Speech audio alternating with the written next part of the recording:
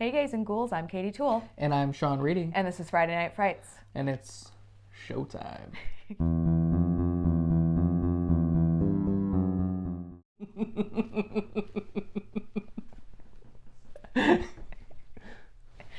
Happy Halloween, everybody. Spooky Halloween. We couldn't resist. I mean, obviously we had to dress up. As obviously. Completely obscure characters no one's ever seen. Oh yeah, this is a deep cut. Yeah. I mean, for some people, probably. For, like, anyone born after, 2000. And 5. Just making it sooner. Yeah. Maybe. None of which are probably listening to this podcast at all. No. Because they're 15. But that's fine. It's fine. I mean, I would have been listening at this podcast when I was 15. That's true. So. Fair enough. I went to a little, Halloween event for my nieces today. Mm-hmm. They are 10 and 5. So, elementary school. Mm-hmm. And I saw a kid dressed up as Chucky. And I was like, my child. That was me. I feel like every single person that dresses their child as Chucky is clearly a horror movie fanatic because there's not, a child's not asking for this.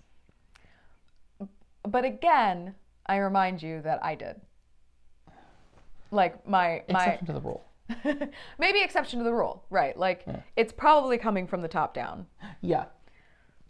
But there's also a possibility that this kid has already seen Chucky and loves Chucky. That's fair. I mean, at least in media.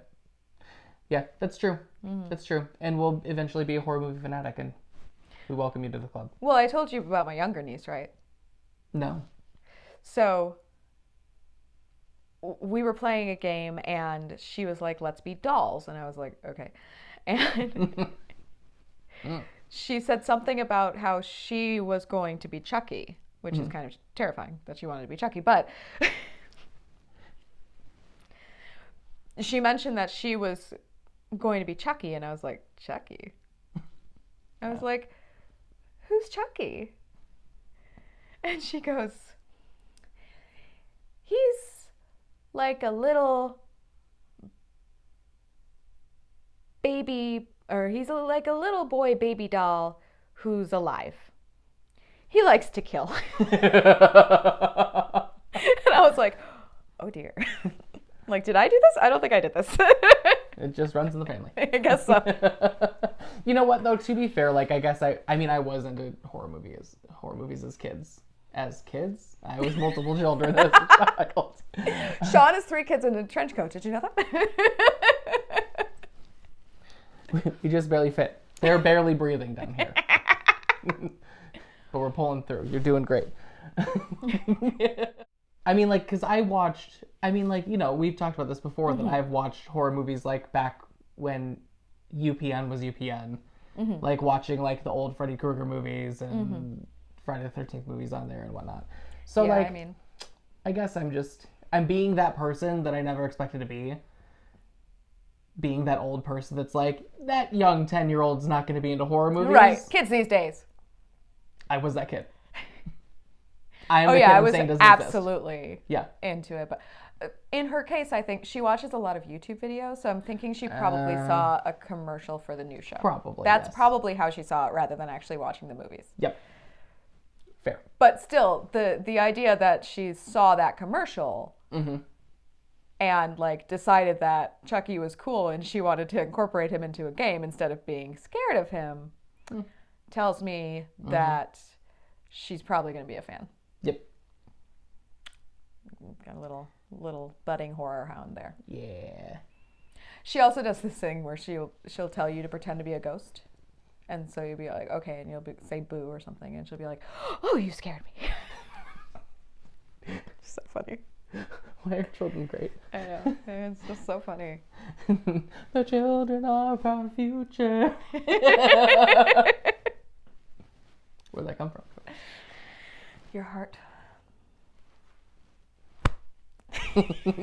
Try not to slap the microphone. Also remembering where my heart is.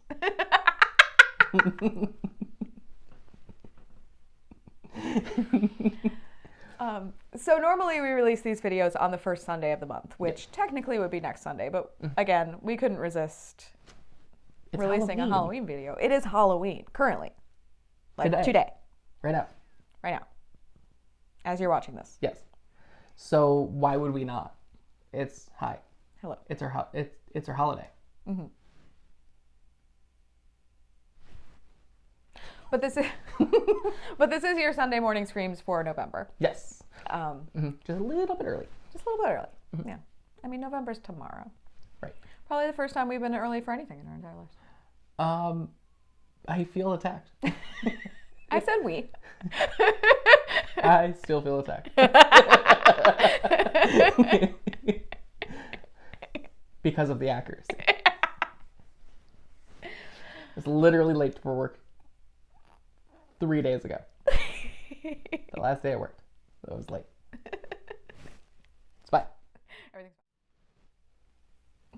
fine. Given that spooky season is about to be over, at least for most people, it's never over for us, but it's going to be over for most people. The releases this month are going to be pretty slim. Pretty little bit. Just a few. Yeah. That's actually okay for me, though, because you can catch up. So much. Yeah.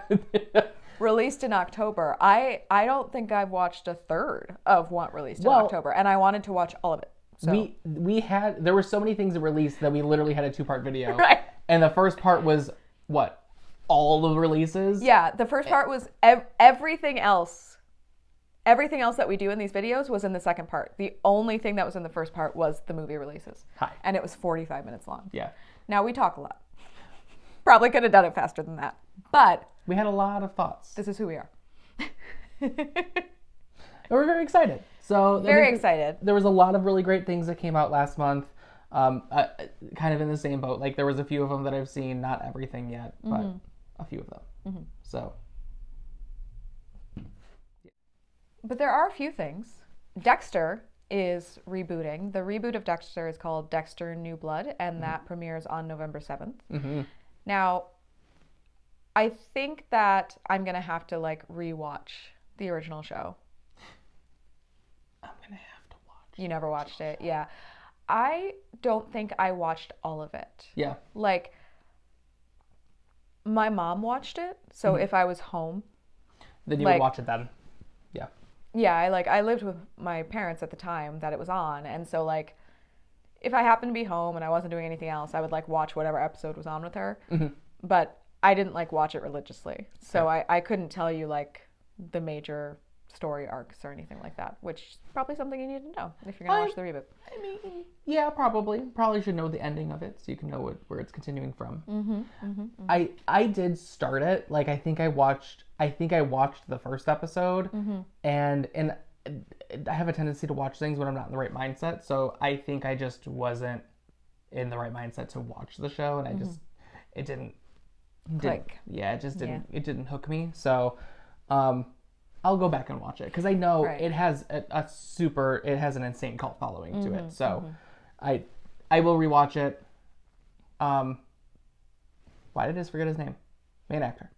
Michael C. Hall. Thank you. Love him.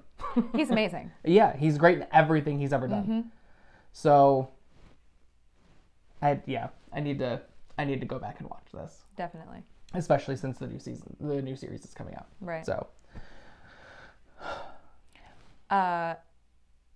So we're kind of in reboot land actually here in this November of 2021 because we're only talking about 3 things and they're all reboots. That's where we are. That's how it's going. Welcome to November. Welcome to November and welcome to just the entertainment industry in 2021. Yeah. Reboot all the things. Yep. And call them what they used to be called. But not just quite, but maybe the exact same thing. Yeah. Make everyone add the year to the end of the goddamn movie. Anyway. Yes. On November 19th, there is something that a lot of people have been very excited about. And I guess technically this isn't a reboot. This is technically a direct sequel. Mm-hmm. It's Ghostbusters Afterlife. Yeah. Technically, Ghostbusters Afterlife is Ghostbusters 3. Yes. Yep. Right? Because the Ghostbusters with Kate McKinnon. Right. That was like its own thing. Yeah. Like an alternate timeline type of thing. Mm-hmm. So this is technically Ghostbusters 3 of the original storyline. Mm-hmm. So, but set in present day. So I do get the feeling that it's going to be a very different vibe. Yes. Because like when you think of Ghostbusters, you don't really think of like kids. No. And this is a movie about kids. Yeah. Which on the one hand might be genius. Oh, well, absolutely. Right? Like because I feel like Ghostbusters is one of the like first horror adjacent things that kids tend to get into. Yes. Because it's like a little bit on the more tame end. Mm-hmm. Like there's some decent like jump scares. Oh yeah, definitely. Like the library lady. But yes. I mean that thing's scary, legitimately. But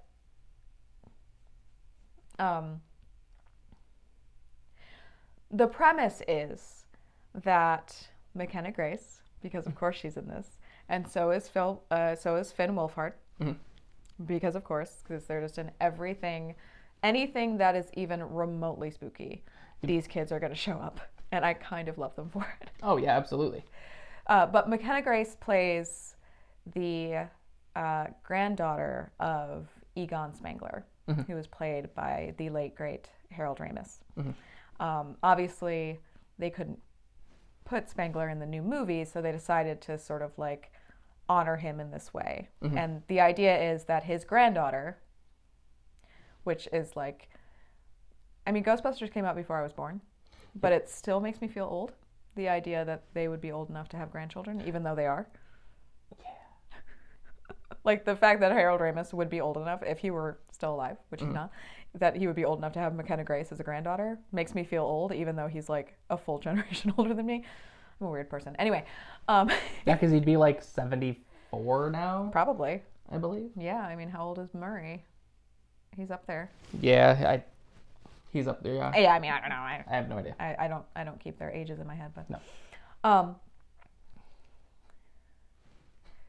But yeah, so she is his granddaughter, and she finds all of his like old ghost busting stuff in the attic of her mother's house, and she and her little friends, one of whom is Finn Wolfhard, or maybe I guess I don't know if he's like a friend or if he's like her brother, but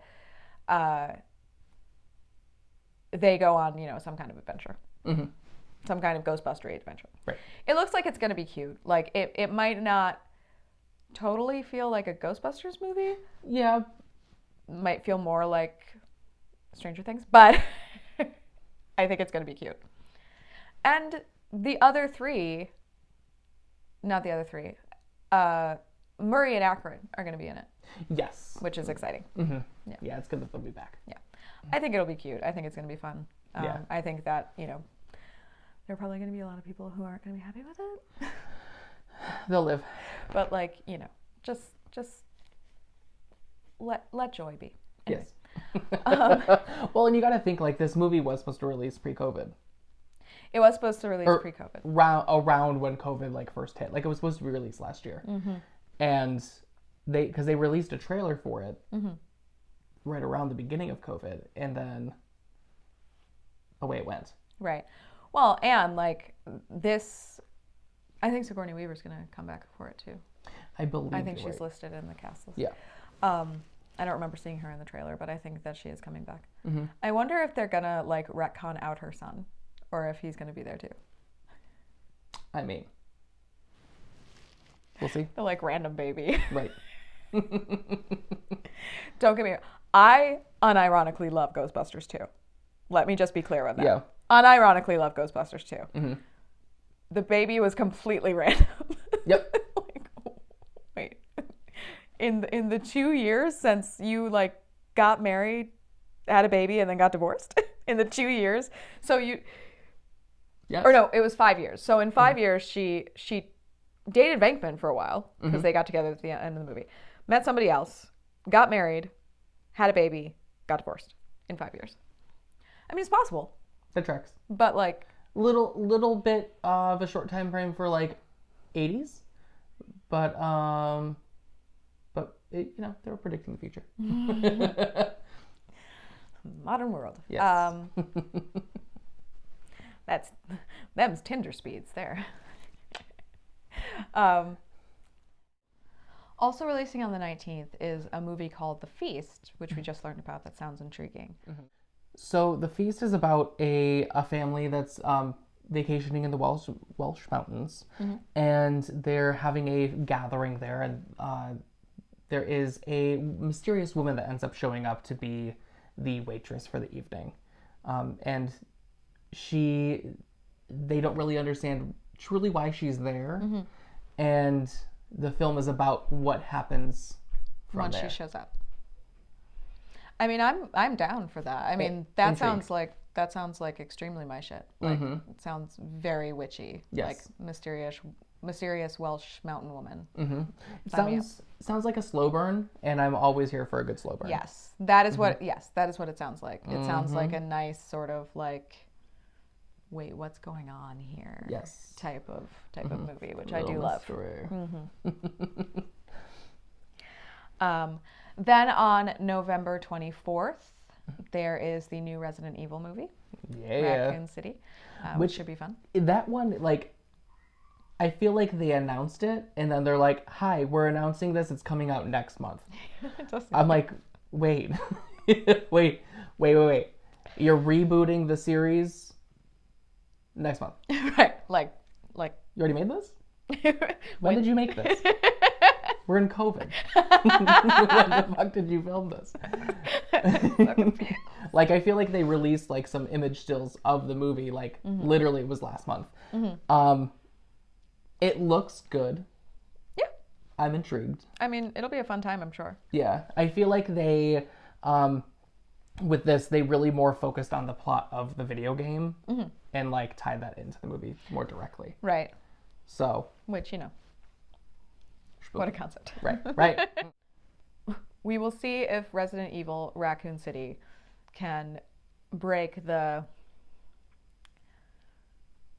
trend for the past, like, since these have existed, of, video game based movies not being great. We'll see. I mean, House of the Dead? I mean, I feel like the other Resident Evil movies, as video game movies go, weren't bad. So I've not seen most of them. I see. Okay. I've seen some, but I've not seen most.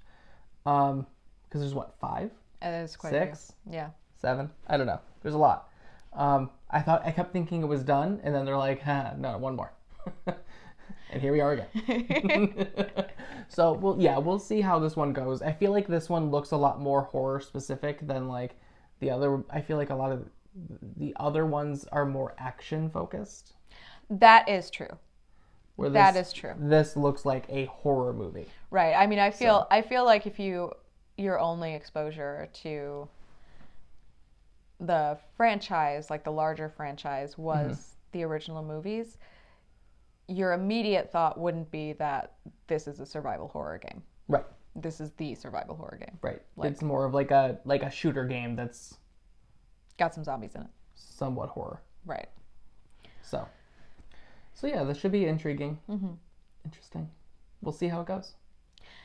There are also 2 that we couldn't find a ton of information on. Yeah. But the imagery looks amazing, so we figured it was worth mentioning because we've talked about this. We judge books by their covers. Oh, absolutely. And movies by their posters. Yep. So they are Anonymous Animals, which is also an intriguing name. It's an intriguing name, and the poster's just fucking weird. Right. It's like a deer man standing in the distance in like silhouette. And you're like, okay. And then there's a little bit of blood on the poster, so I'm like, what's that from? Sounds like a good time. Yep, maybe. Not for that person who has that blood. Originally. Not the person. Is it not the owner of the blood? Not the owner of the blood. The owner of the blood. Can I get the owner of this blood over here? It's double parked. You're right.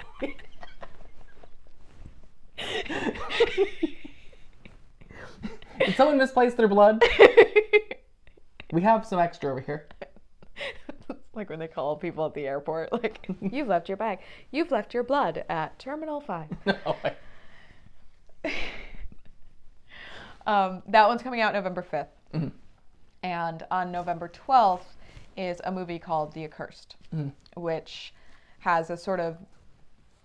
I feel like it's probably about, just based on the poster, I feel like it's probably about, like, demonic possession. Yeah, kind of looks like that too. Like she, you know, it's like a woman's face and it's like really sort of pale and ruddy and like sickly looking. And she's got like the completely white eyes look that they get, you know, that they put into every horror movie about possession. And there's like barbed wire going across her mouth. So we'll see. Maybe they'll surprise us and it'll be about something else entirely. But it seems like this month has a lot of foreign horror films that are coming out. So, which is exciting. I love, oh my God, I fucking love. Love me a foreign horror film. I love, you give me. I mean, I love me a foreign film in general. Oh, period. I mean, we don't need to get into it, but I like foreign movies more than American movies usually. But, you give me a French horror film and I'm fucking in.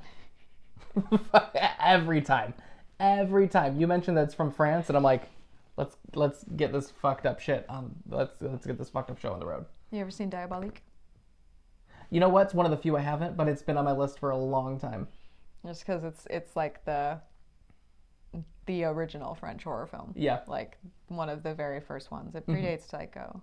Oh yeah. By like a few months. They were kind of making them at the same time. Yeah. But yeah, I know like that would be a fun one to do one time. Like Eyes Without a Face and High Tension, Frontiers.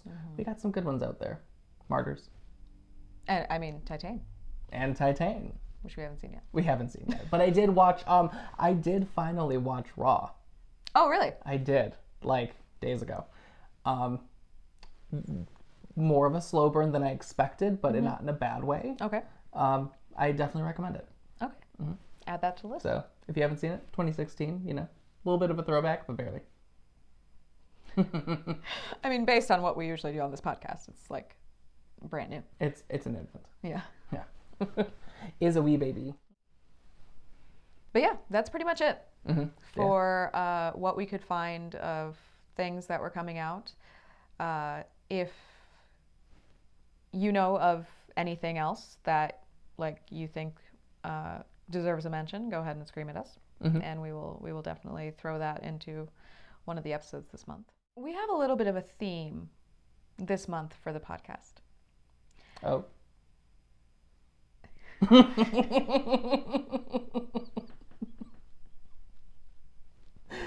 You're like, news to me. I don't fucking know what we're doing. Oh. Intrigued. And that is The Haunting of Hill House by Shirley Jackson. Yes. That is, however, not the book I'm reviewing. No. Because it's The Haunting of Hill House by Shirley Jackson. Right. It's a masterpiece. If you haven't read it, go read it. It's a masterpiece. I read the book that I did read because it was described as a haunting of Hill House for this generation. Okay. And it came out, well, it came out 2 days ago from like when we're filming this. So I read it today. Yeah, that tracks. It's very short. Like I think most people could read it, and it's like 130 pages long. Oh, okay. I think most people could read it in a day. Yeah.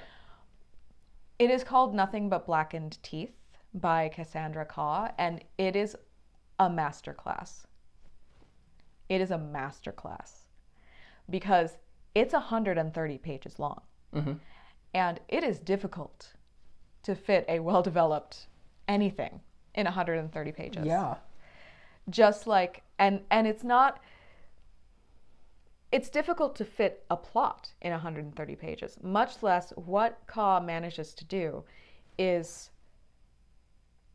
fit just an insane amount of imagery and nuance into those pages. Okay. Like she is so efficient in her writing, but at the same time, it can flow almost like poetry. Right? And I can see why people are calling the Haunting of the Hill House. I can see why people are calling it the Haunting of Hill House for this generation. Because the very broad premise is that a group of friends travel to Japan to stay at a purportedly haunted mansion to celebrate the wedding of two of them, right? Okay. So it's basically like an elopement, right? Like they're literally going to get married. Like one of the friends sort of got ordained so he could marry them, and then they're just like, they're all going to go there and like spend the weekend and just like party in this haunted mansion and get married. Sounds pretty cool. Except it's definitely not cool at all because this is actually haunted. There is a ton of reference to Japanese folklore. Oh, interesting. Which is really interesting because our sort of main point of view character is not Japanese. I think that she is Malaysian, but she studied Japanese literature. Okay. So she knows about all this stuff and she speaks Japanese, right? But the way that Khaw manages to like build the tension, again, in a very short amount of time. Right. Like, you have no idea. 130 pages is like nothing. But to build the tension and also to make you care about it without you really liking any of the characters. And I know that that sounds weird, but that is the thing that reminds me the most of The Haunting of Hill House. Fair. The book, like the original Shirley Jackson version. Everyone in that book is terrible. You do not like anyone, and yet somehow you still care what's happening. That's a feat because, like, I know when there are certain shows that I've tried to watch or books that I've tried to read, and I'm like, I don't like anyone here. Yeah. I don't care, and I'm not invested. Yes, it is difficult. It's a difficult skill. Yeah. To be able to craft a story in which everyone is terrible. Yeah. Like, you just have this tendency to, like, make somebody a hero. There are no heroes in this book.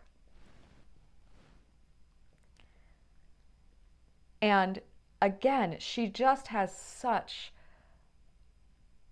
a clear and crisp and efficient grasp on this really lush sort of narrative voice to really make the house a character, which is, again, a reason why it's being compared to Hill House. Right. Legend associated with this house, which is like 1,000 years old, which blows my mind that those even exist. But right. I mean, I know they exist. I'm an art historian, but I've never been in one. Is that a wedding of, you know, a noble family, right? And like a wedding of this daughter of this noble family, she was going to marry, you know, the son of another noble family. And, but it wasn't like simply a marriage, like joining families, like she loved him. And he was, which is good. Yeah. And he was traveling to their wedding and he didn't make it. He died en route. Okay. You don't know why or how. And so she performed a kind of ritualistic suicide, so that she would always be there waiting for him, which was to be buried beneath the house alive. Oh, okay. And for... I don't like that. No. But okay. The name of the book is nothing but Blackened Teeth. Right. Right. So... And when I saw that title, I was like, okay, my first reaction was, God, that's a great title. It's a really good It's a great title. So that's beautiful. But I was like, but what does that mean? Right. Right. And then as soon as I got to the part where she was like, oh, she's buried alive. And she goes into this whole thing about, you know, the sort of main point of view character, our sort of like narrative voice goes into like what it must feel like to suffocate on dirt. And I was like, oh, that's why our teeth are black. That makes it like even better title.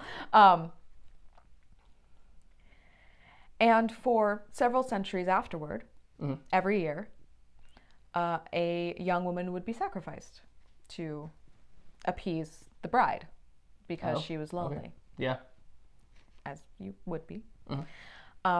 And so now she's morphed into like, you know, this malevolent spirit that haunts this house.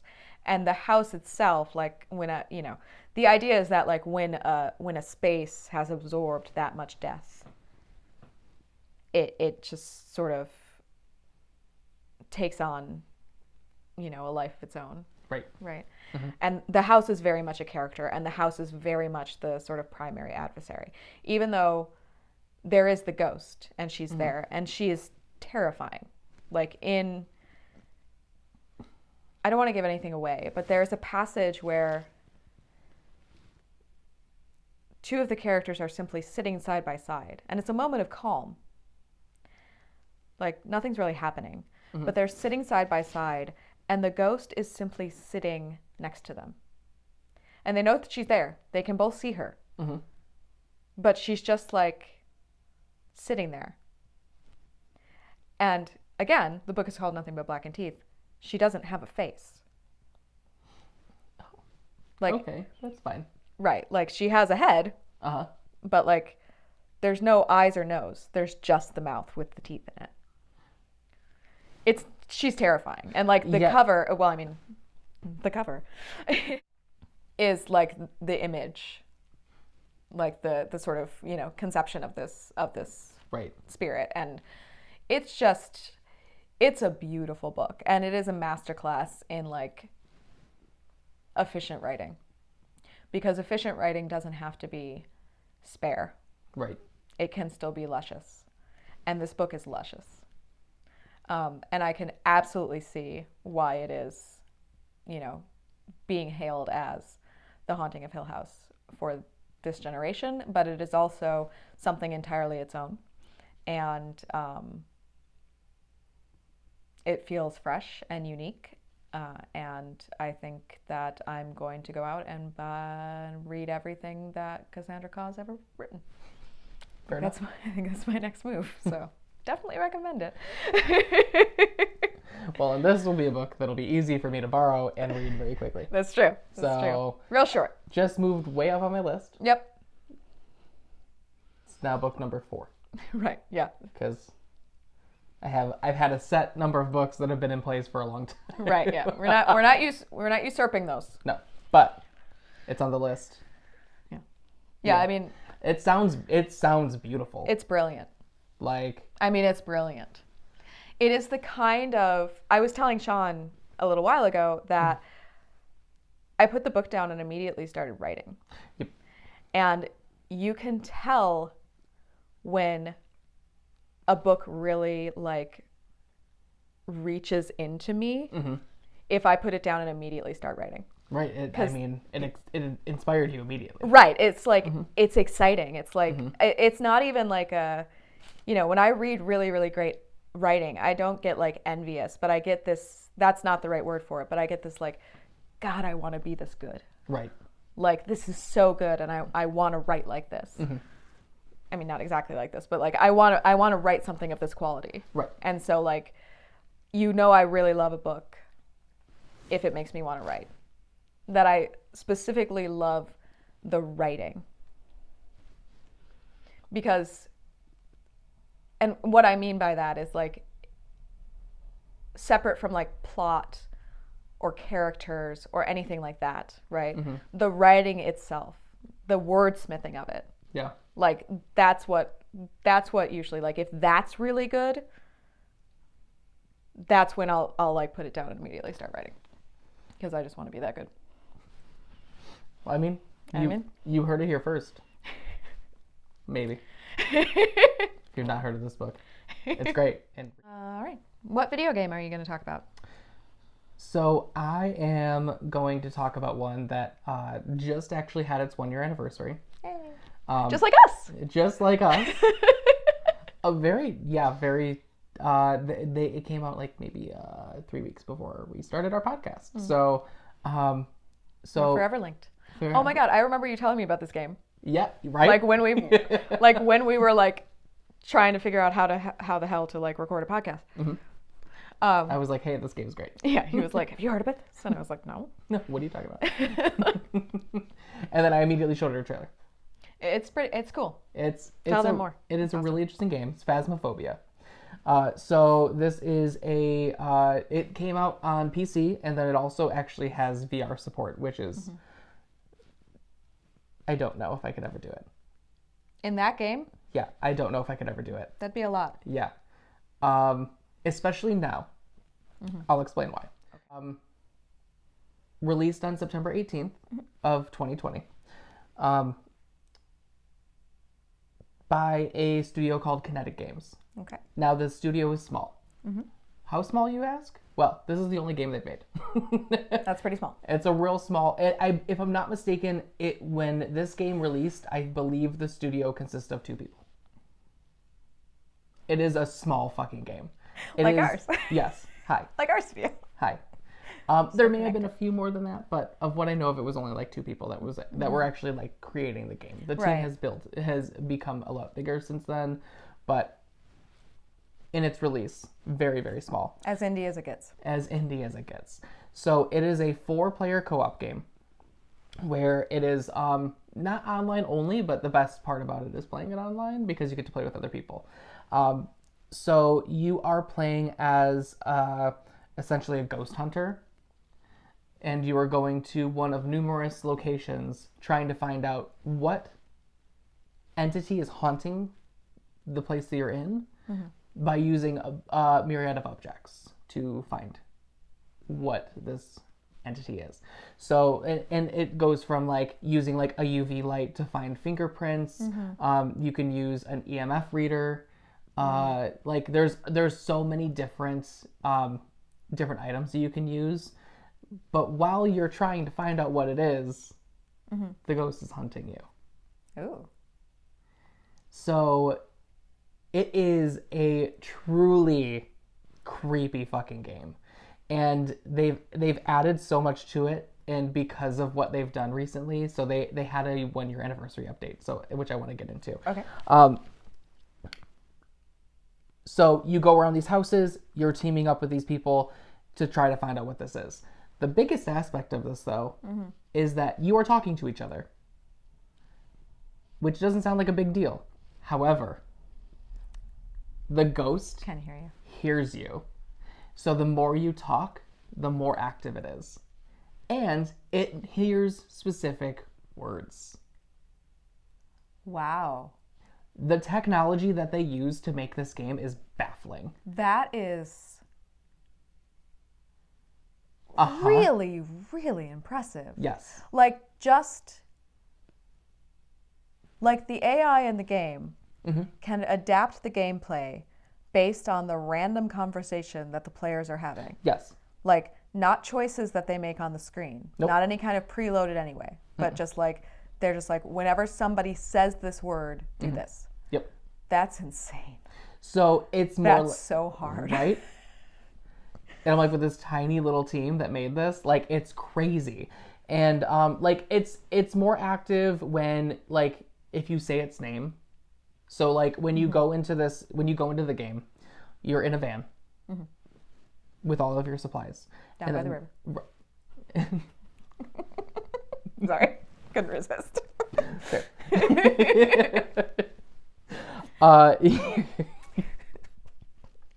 There's a computer in there, there's a whiteboard, and the whiteboard has like what you need to do, and then it also gives you a description of the entity that's haunting the location. So it'll give it its name, and if it's more active when you're alone or when you're in a group or both, and it doesn't matter. Right.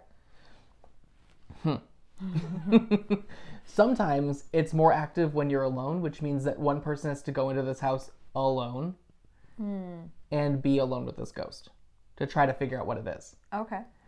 Now, the other thing is that, like, so say that you're one of the characters and you're playing and you're in the van, or you're outside of the location, you're outside of the house or school or prison. You can't hear the other person talking unless you're using your walkie-talkie. Mm-hmm. So generally, it's just fucking silent where you're at. So and hearing little random noises around you. Okay, so is there any kind of like non-diegetic music or anything that... I kind of love that. Mm-hmm. Like that. Mm-hmm. I mean, it makes it more realistic. It makes it more realistic, and like it's like brilliant because they saved a shit ton of money that way. But right, also, absolutely. But also like it makes it more realistic, and like it's so creepy. Yeah, it really is. There's no music in this game at all, like whatsoever. So at the year anniversary, right around it, they released an expansion called Phasmapobia Exposition. Okay. So they added a few more ghosts, a few more hauntings, a couple extra locations, or I believe one extra location, and then extra tools that you can use. Okay. So they also improved the graphics, made it a little bit more fluid. They've made it a bit more difficult too, which I actually really like. Because me playing it, like, the one thing about the game is it's another one of those games that's like, you play around, you lose or you win, and then you start again. Right? So, and the rounds, I mean, they can take a while.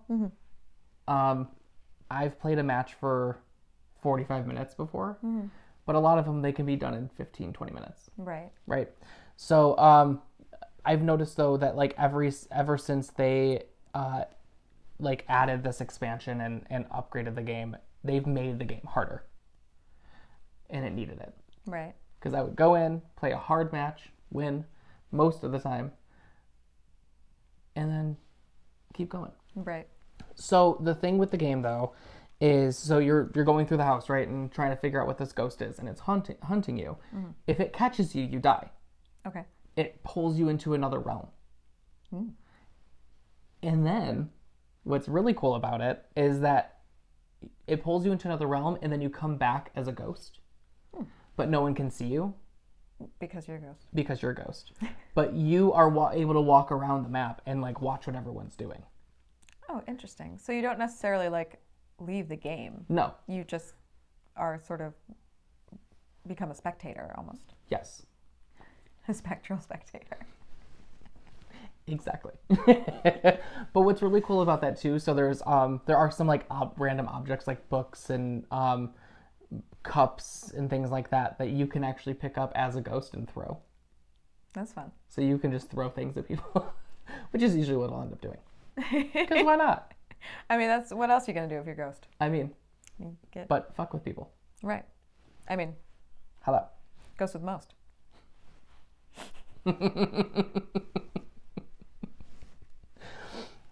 So the game overall is really, really fun. Definitely really fun to play with a bunch of people.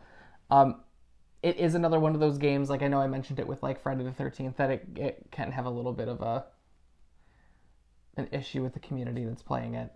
There tends to be a decent amount of kids that are playing it, which is... Can get dicey. It can get a little, yeah.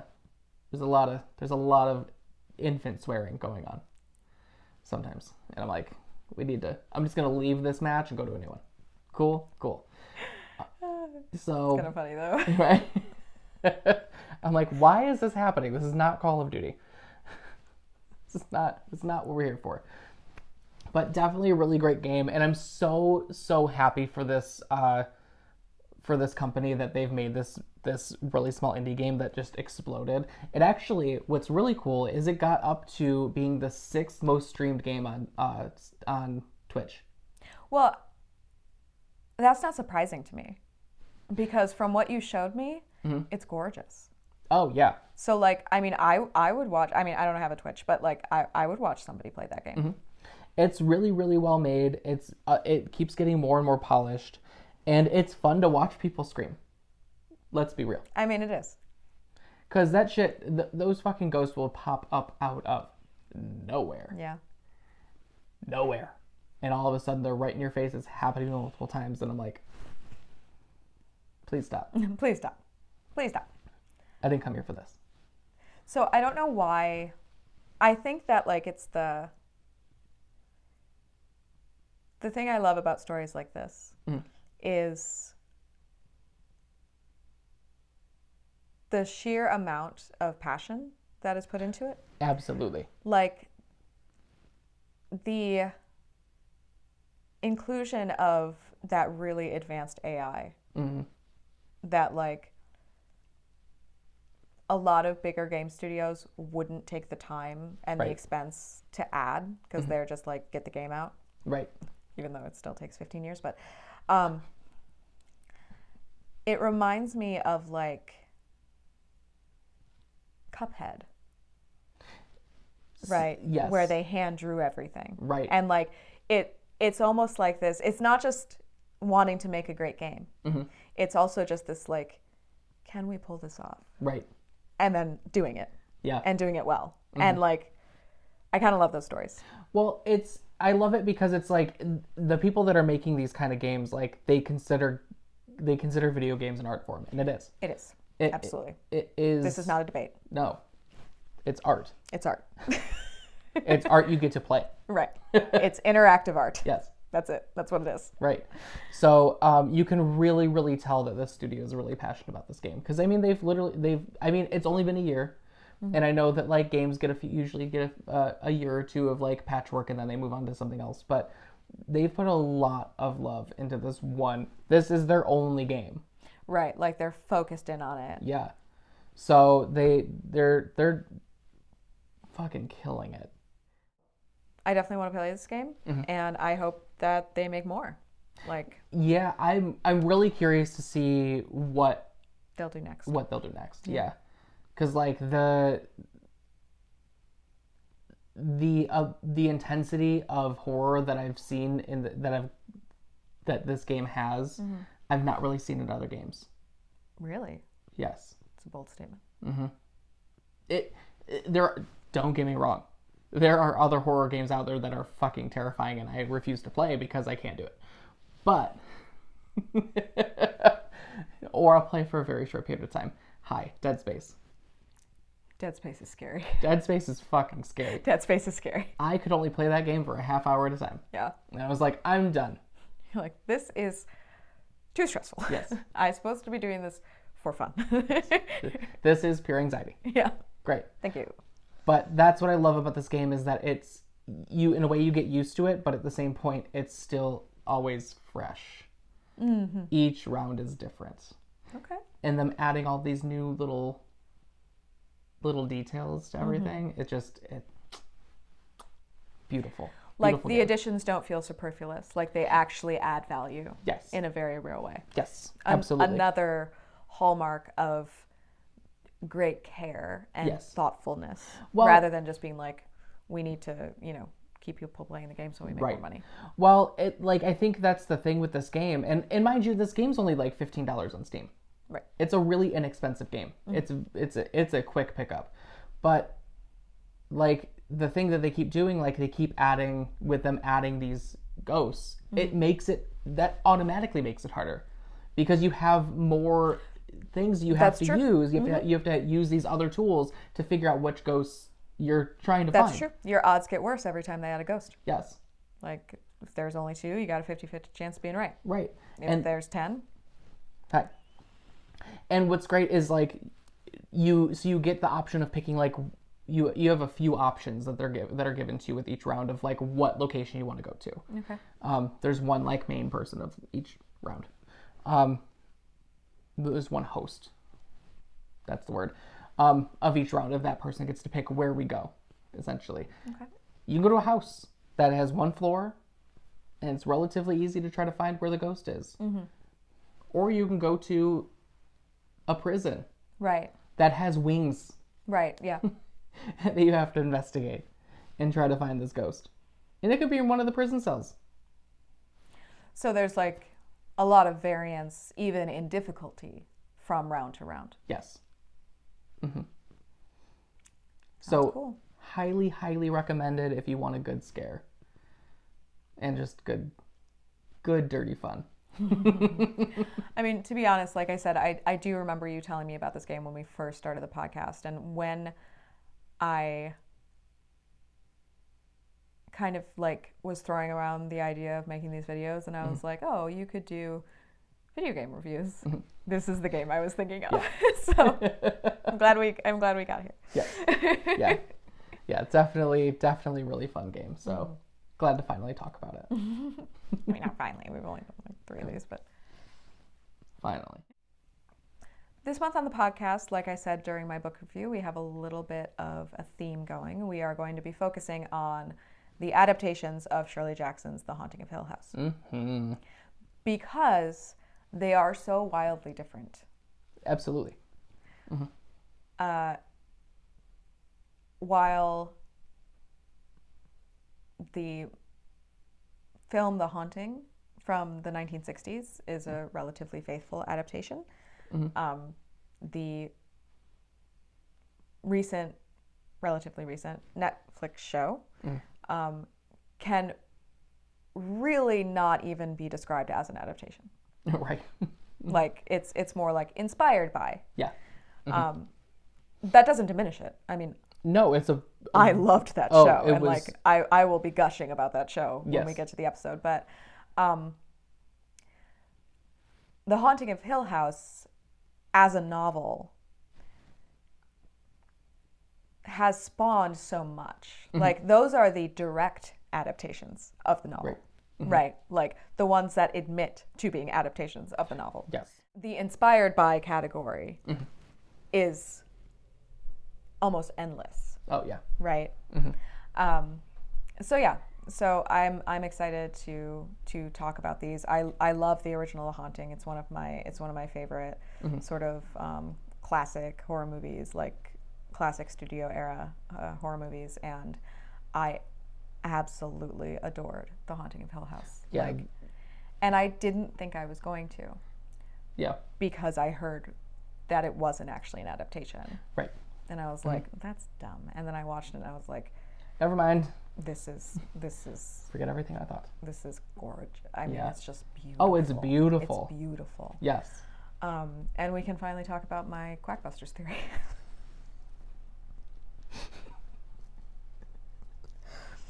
I'm not going to explain that. Listen to the episode. Yep. Coming to you soon. We'll get there. We'll get there. It's going to be a good time.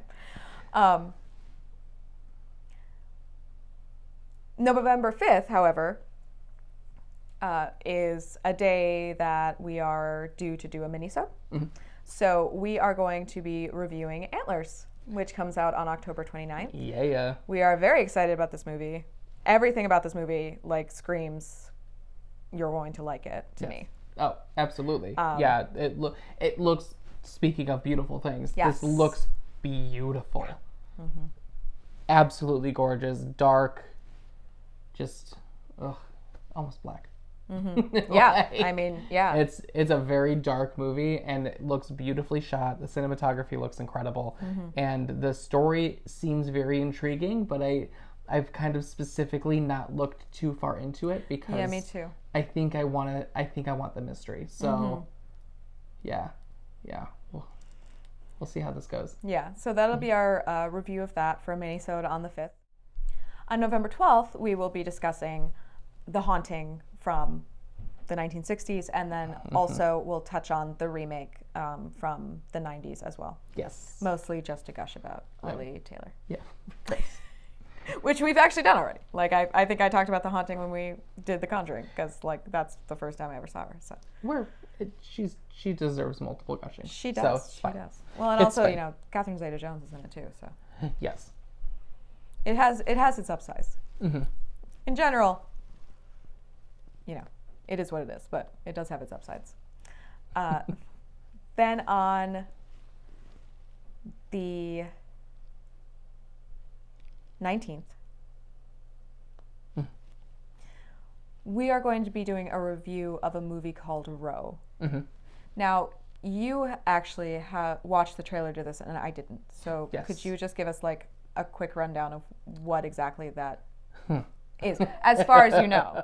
Like, essentially, it's a young girl who's covered in clay and shows up to a village Okay. that is that's cut off from civilization, right? So it's not a modern day society at all. Right. Shows up and essentially speaks of very evil things that are coming. Huh. Okay. Mm-hmm. I mean, I'm on board. I mean, I love, mysterious Welsh mountain woman, mysterious clay-covered child. Right. I mean, speaking horrible prophecies. Right. I'm on board. There's a theme developing here, and Mm-hmm. I like it. Right. And it looks similar to like a more slow burn horror movie, and looks beautiful. Looks absolutely beautiful. Another one similar to Antlers has some beautiful cinematography, and this movie came out of nowhere, at least for me. Right. So, I kind of love that there seems to be this trend lately of really beautiful horror movies. yes. And that has sort of like, that trend has been like woven through the history of horror, where like it'll sort of swell again and everything will be gorgeous, and then it'll like drop again, and it's not not as much of a focus on like the sort of visual aspect of it. Right. But I feel like we're getting back into like that level of really sophisticated production design and really sophisticated camera work, and just, it's exciting. Well, it's because horror is being taken seriously. Right, like we talked about Finally. last week. Finally. So definitely very excited for this month to see and review all of these movies and shows. One more. On the 26th. Except for. In addition to. And on top of.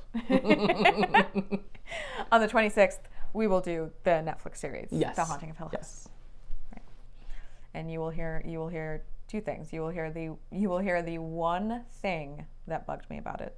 I literally had one complaint. Fair. And my Quackbusters theory. It's not even really a theory, just an observation. I'm excited to hear both of these things. But it's fun. So definitely looking forward to it. Yeah, it's gonna be good. That's it for this month's video. If you enjoyed this video, please go ahead and press that like button. If you'd like to get notified every month when we make a new video, please subscribe. We are a podcast. We are Friday Night Frights. You can find us on all the major podcasting platforms, anywhere you like to listen. So if you, we would love it if you would give us a listen and rate, review, and subscribe on Apple Podcasts. You can follow us on Spotify. We have an Instagram called Effin' Frights Podcast. We have a Twitter at Effin' Frights Pod. We have a Facebook page that you can find just by, searching Friday Night Frights Podcast. We have a website, effinfrightspodcast.com. If you want to contact us directly, you can do so through our email and scream at us at scream@effinfrightspodcast.com. And we also have a Patreon that we call our Fright Club. We would, of course, be eternally grateful if you would like to see us do more content and more things. If you could throw some support our way. Yeah, absolutely. To make that happen. It'd be great. We'd love it. Love it. I just love it. Now you're Beetlejuice again. I'm back. I'm back, baby. That's pretty good. So, gays and ghouls, join us on Friday night. You'll be in for a fright. But until then, sleep tight.